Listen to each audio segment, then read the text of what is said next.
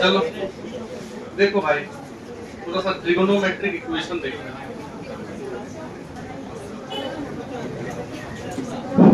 Trigonometric equation क्या होते हैं तो जानते ही हो नहीं?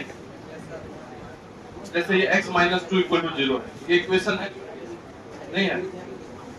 इसी प्रकार से ट्रिगोनोमेट्रिक इक्वेशन क्या होगा? जिस इक्वेशन में ट्रिगोनोमेट्रिक रेशियो इन्वॉल्व हो, जैसे x की जगह sin x लेते हैं तो उसमें ट्रिगोनोमेट्रिक रेशियो अननोन एंगल का इन्वॉल्व है, sin x minus 1 equal to 0।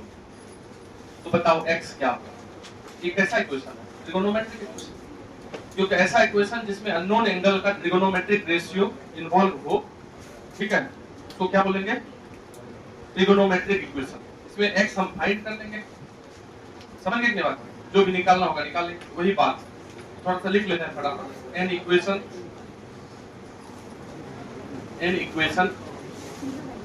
Involving one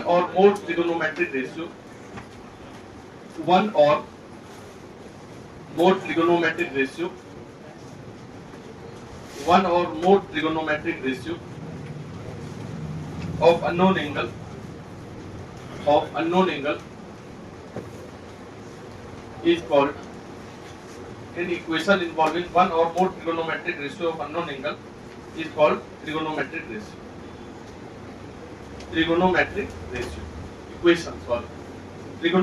equation. ठीक है, अब इक्वेशन सॉल्व करके क्या निकालते थे पहले हम बचपन में? क्या निकालते थे? x का इक्वेशन होता था, उसी को सॉल्यूशन बोलते थे। इक्वेशन को सॉल्व करके क्या निकालते थे? सॉल्यूशन। तो इस इक्वेशन को भी सॉल्व करके क्या निकालेंगे? सॉल्यूशन। तो कितने प्रकार के सॉल्यूशन होते हैं? देखो, types of solution.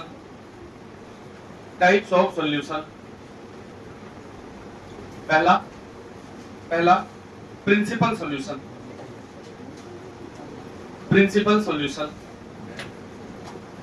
Principal solution क्या होता है?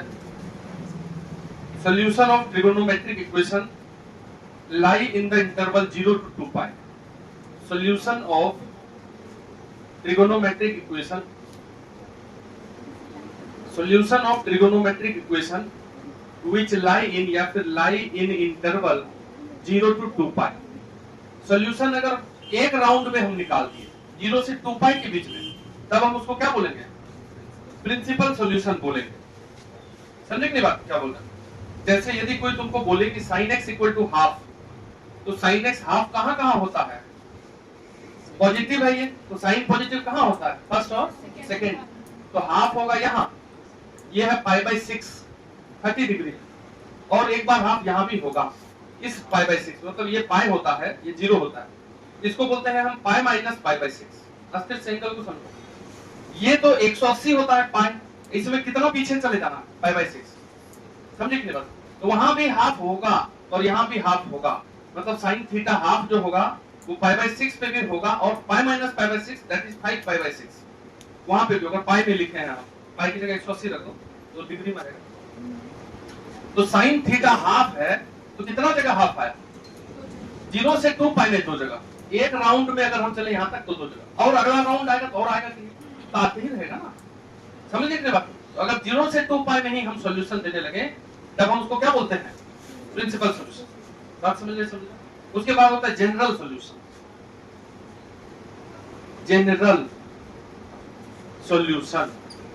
ठीक है, solution containing all possible value of angle।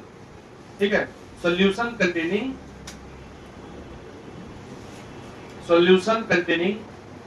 all possible value of angle। सभी वैल्यू ऑफ एंगल को जो सॉल्यूशन रखता है उसको हम जनरल वैल्यू बोलते हैं। Is called general solution of trigonometric equation. General solution of trigonometric equation. Trigonometric equation का जनरल सॉल्यूशन होता है और प्रिंसिपल सॉल्यूशन होता है। जनरल मतलब ऐसा सॉल्यूशन जिसमें सब इन्वॉल्व, थोड़ा सा समझना है, ज्यादा नहीं। जैसे हमको कोई बोले कि बताओ साइन थीटा इक्वल टू 0, इसका सॉल्यूशन क्या होगा? इसमें एग्जांपल लेते हैं। Sine theta is equal to 0, तो थीटा क्या, बोलो थीटा क्या, 0। खाली 0 तो होता नहीं है, देखिएगा इधर ध्यान से। यदि साइन थीटा की बात करें तो साइन थीटा 0 पे 0 होता है और पाई पे भी 0 होता है। यहां से यहां तक आए, फिर यहां से यहां आए तो यही 2 पाई हो गया कि नहीं, 2 पाई पे भी साइन 0 इस लाइन पे होता है। ये सब चीज पहले ही बता चुके हैं, अब फिर भूल गए तो 0 पे पाई पे, फिर यहाँ आए 2 पाई पे, फिर पाई चले तो यही 3 पाई हो जाता है, फिर यही 4 पाई हो जाता है, फिर यही नहीं बताइए सब। 0 कहाँ होता है, एक 0 और 180 पे नहीं होता, 0 पे, 5 पे, 2 पाई पे, 3 पाई पे, 4 पाई पे, 5 पाई पे। तो इंटीग्रल मल्टीपल ऑफ पाई पे साइन थीटा क्या होता है, अगर हम टोटल सॉल्यूशन देना, जैसे इसका टोटल सॉल्यूशन तो थीटा इक्वल टू लिख दो n पाई, जहां पे n क्या है 0 1 2 सो ऑन, समझे कि बात। तो ये sine theta is equal to 0 का जनरल सॉल्यूशन हुआ है, इसमें सभी वैल्यू ऑफ एंगल कंटेन हो रहा है, नहीं हो रहा है। अगर हम n की जगह 0 रखेंगे तो 0 आ जाएगा, n की जगह 1 रखेंगे तो पाई आ जाएगा, n की जगह 2 रखेंगे तो 2 पाई आ जाएगा, बात समझ रहे हैं, 3 पाई आ जाएगा। तो इसमें सब कुछ आ गया, इसलिए इसको क्या बोलेंगे, जनरल सॉल्यूशन। ये इस इक्वेशन का जनरल सॉल्यूशन हुआ। साइन थीटा बराबर 0 तो थीटा बराबर क्या, n पाई, ये याद रखना है।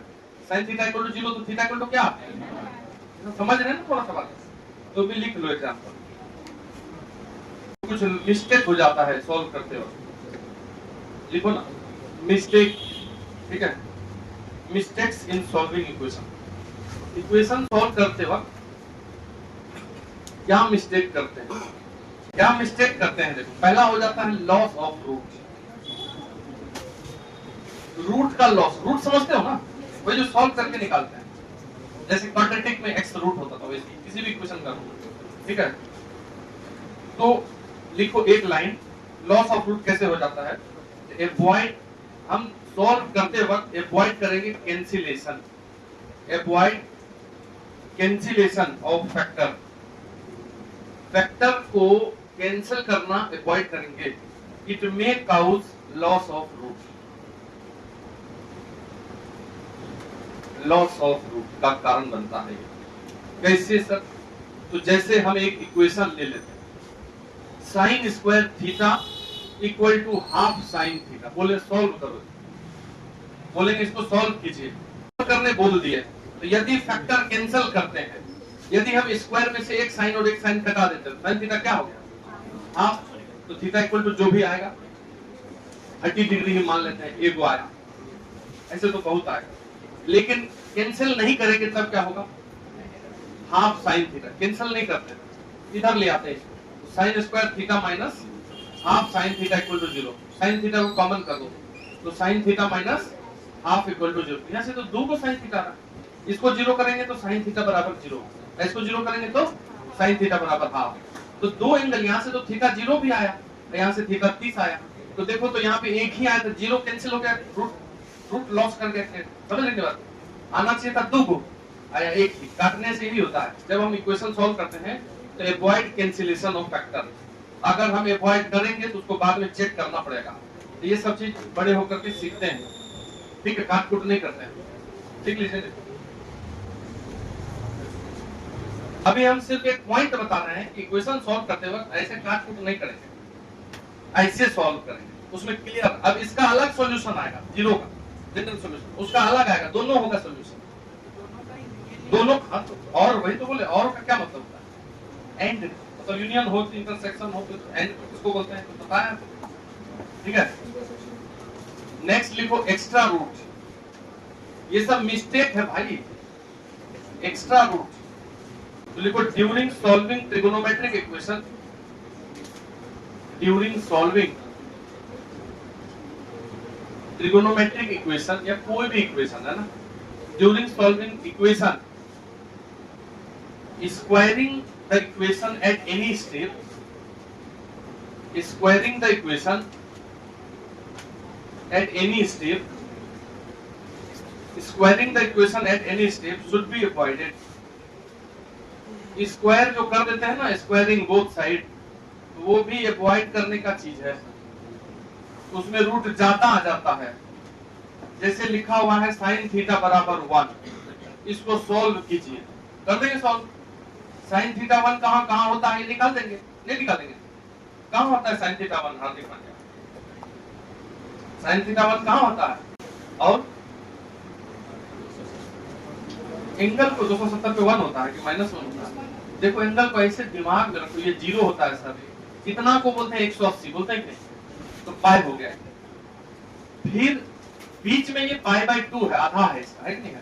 अब पाई में फिर इतना ही पाई बाय 2 जोड़ोगे तो ये 3 पाई बाय 2, यहाँ से यहाँ आ जाएंगे तो पाई में पाई जुड़ जाएगा तो ये 2 पाई, ये एक राउंड होता है।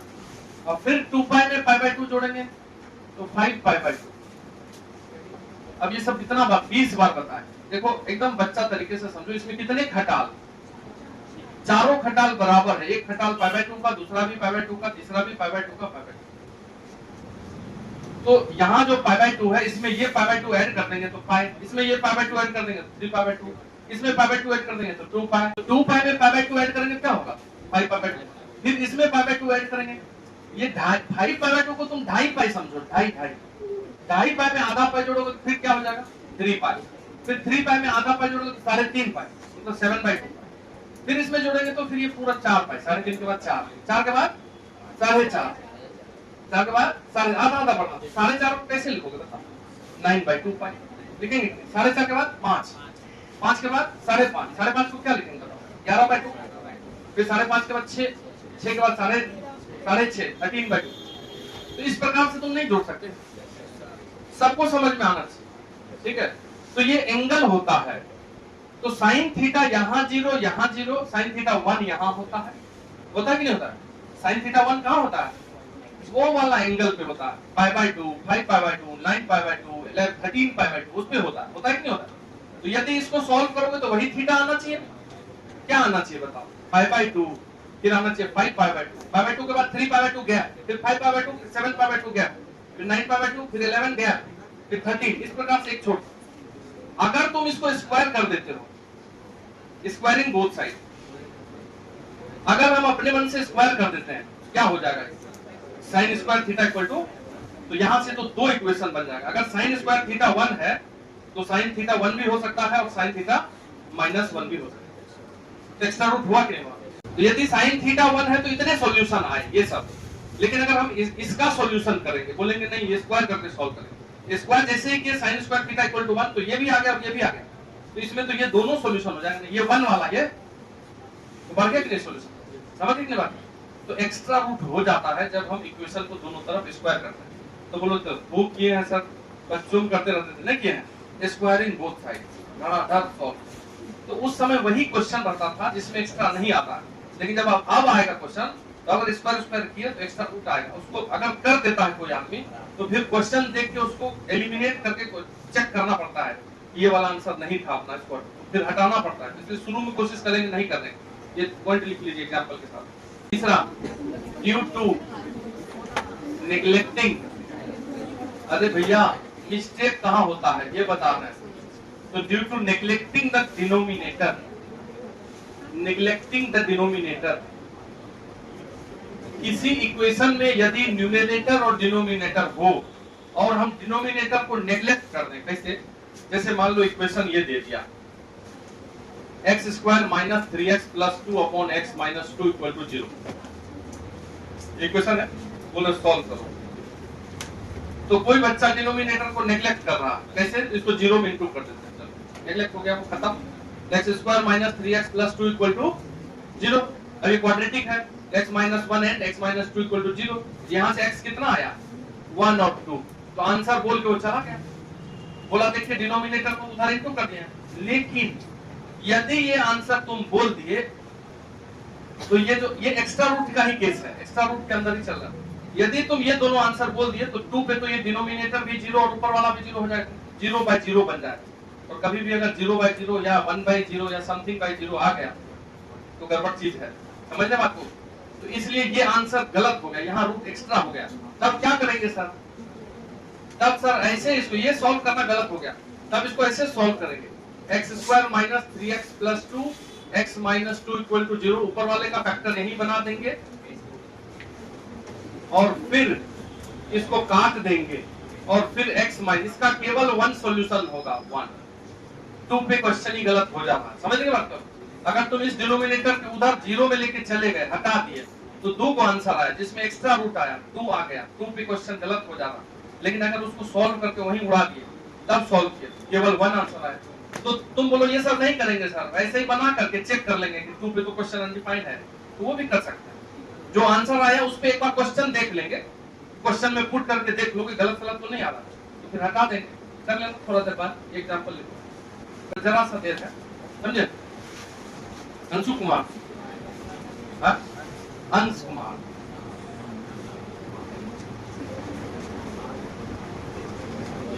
क्या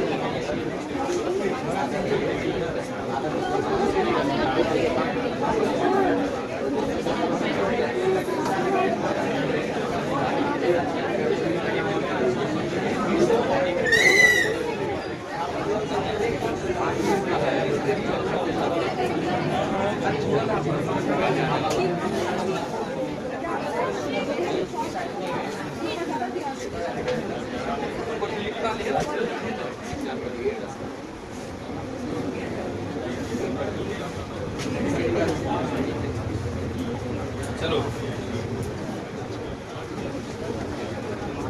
देखो, अब एक और पॉइंट लिख लीजिए।